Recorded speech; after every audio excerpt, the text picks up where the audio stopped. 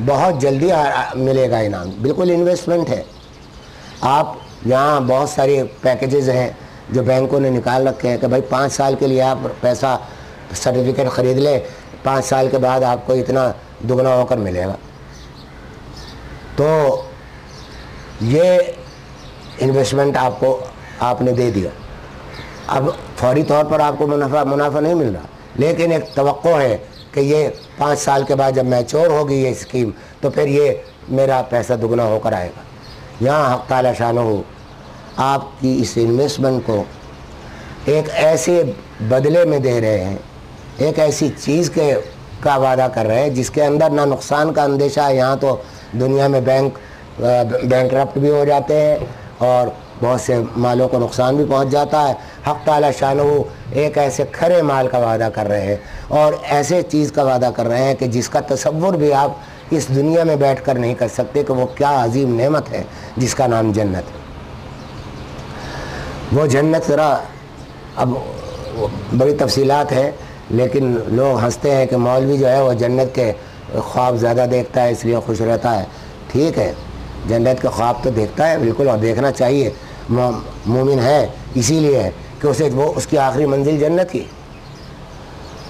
اس کی تفصیلات میں بھی پڑھنی چاہیے، جاننا چاہیے کہ وہ تفصیلات کیا ہیں.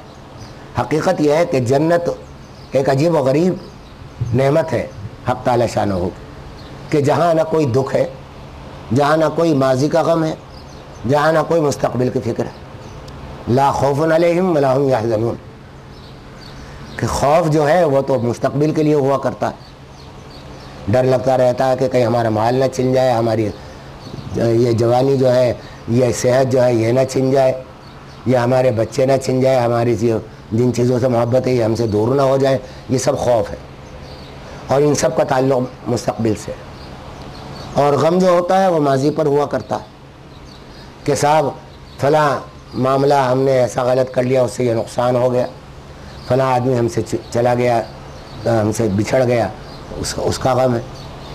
تو مختلف قسم کے غموں کا تعلق ماضی سے اور مستقبل کا تعلق خوف سے. تو نہ خوف ہوگا نہ وہاں ہوگا. اور پھر ایک یہ فرمایا کہ وَلَكُمْ فِيهَا مَا تَشْتَهِي أَنفُسُكُمْ، اور وہاں تمہارے لیے وہ سب کچھ ہوگا جو تم چاہو. اب اس سے بڑی نعمت اور کیا ہو سکتی ہے کہ آپ یہاں بیٹھ کر کچھ بھی چاہیں. مثلا کتنی بڑی بڑی نعمت آپ یہاں مثلا اگر آپ یہ چاہیں کہ میں اس ملک کا ہیڈ بن جاؤں، اس ملک کا صدر بن جاؤں، تو آپ کی یہ خواہش اگر آپ عام لوگوں کے سامنے یہ کہیں کہ بھائی میری یہ خواہش ہے کہ میں صدر بننا چاہتا ہوں اور اس کے امکانات ہے نہیں، نہ کسی آپ سیاسی کوئی لیڈر ہے، نہ آپ کو کوئی جانتا ہے، تو لوگ کہیں گے کہ بھائی پاگل ہو گئے ہو تم، کیا خواب دیکھتے ہو دن میں. لیکن اللہ تعالیٰ کے ہاں یہ خواب پورے ہوں گے، بڑی سے بڑی نعمت پوری ہوگی. جو چاہو گے وہ ملے گا، جو چاہو گے وہ ملے گا.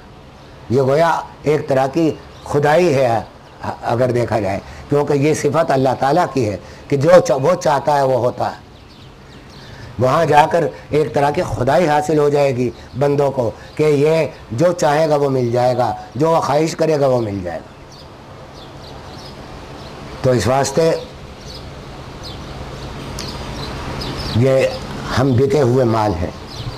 اور آج کا زمانہ جس زمانے اس زمانے کا سب سے بڑا فتنہ، بہت سے فتنے تو اور لیکن سب سے بڑا فتنہ یاد رکھیے، پہلے بھی یہ بات بار بار کہتا رہا ہوں، سب سے بڑا فتنہ آپ اپنی انڈیویجول زندگی کے لیے میں کہہ رہا ہوں، کلیکٹیو کی بات نہیں کر رہا ہوں جو اجتماعی زندگی ہے، سیاسی زندگی، معاشرتی زندگی.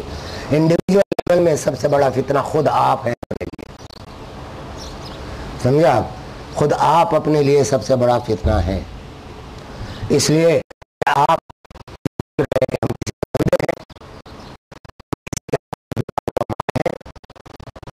ہم ہم نے یہ انویسٹمنٹ کی ہے وہ جنت ہے، اور جنت جس طرح ملتی ہے ان اعمال کو ہم اختیار نہیں کرتے، جان بوجھ کر گناہ کرتے ہیں. گناہ کا خیال بھی آتا ہے، کہیں اب تو فرشتہ تھک گیا ہے کہتے کہتے کہ بھائی گناہ مت کیا کرو، تو اب تو شیطان اور ابلیس اور وہ فرشتہ دونوں آرام سے بیٹھے ہیں. فرشتے کی سنتے نہیں ہیں، شیطانوں کی سن سن کے خود شیطان ہو گئے۔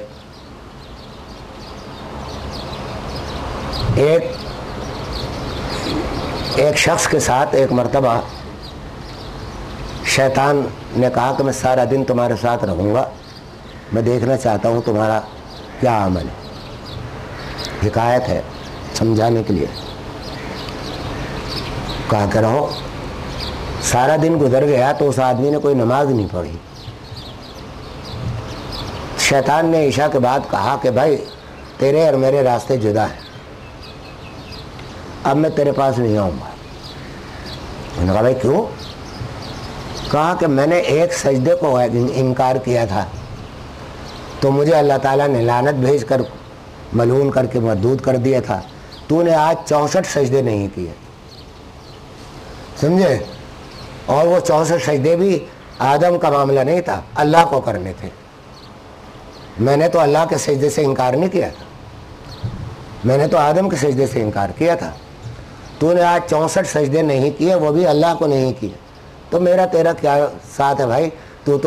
میں تیرے مقابلے میں کوئی چیز نہیں ہوں، سمجھے؟ میں صرف ایک سجدے کا منکر ہوں، تو 64 سجدے کا منکر ہے روزانہ، اور اللہ کے سجدے کا منکر ہے، میں اللہ کے سجدے کا منکر نہیں تھا۔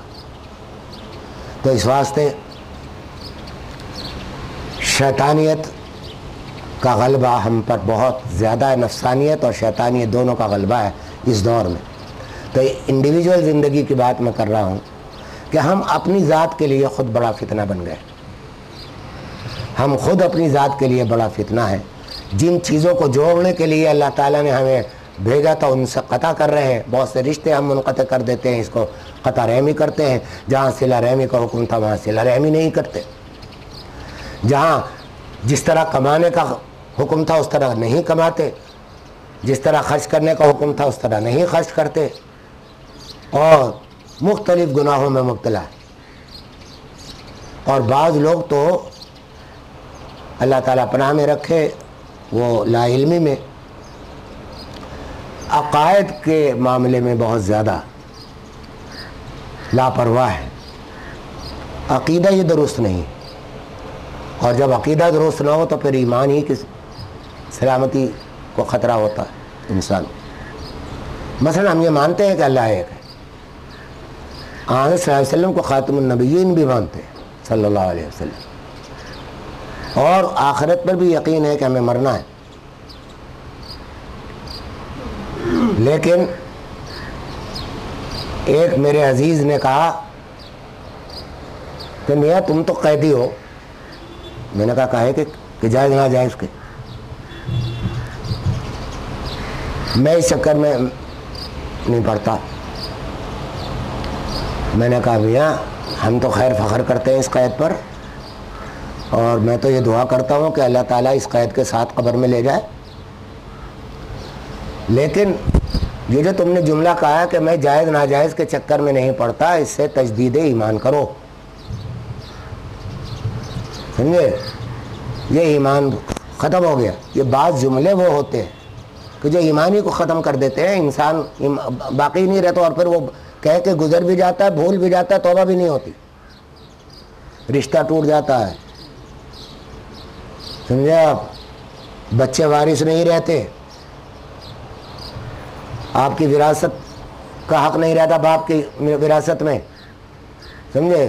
کتنے مسائل پیدا ہو جاتے ہیں اگر ایک جملہ غیر بے فکری سے بول دیا تو حق تعالیٰ شان و اللہ تعالیٰ پناہ میں رکھے۔ اسی لیے فقہا نے منع کیا کہ کسی سوتے ہوئے آدمی کو یہ کہہ کر مت اٹھاؤ کہ اٹھو نماز پڑھ لو،